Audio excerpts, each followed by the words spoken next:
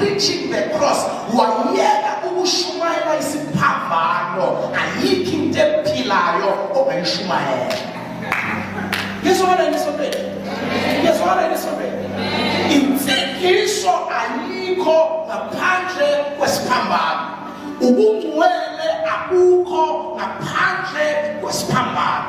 Isibusiso asikho ngaphandle kwani? Impilo yobuKristu iqala esiphambanweni, iphele esiphambanweni. Mawufuna ukulungisa ikharekha yabazalwane yokuba bahambe ebungcweleni, ushumayela isiphambano.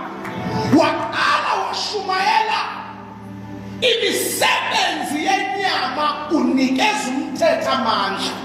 Ngoba lithi iBhayibheli akisono sithola amandla ngomthetho. That is 1 Corinthians chapter number 15 verse number 56. The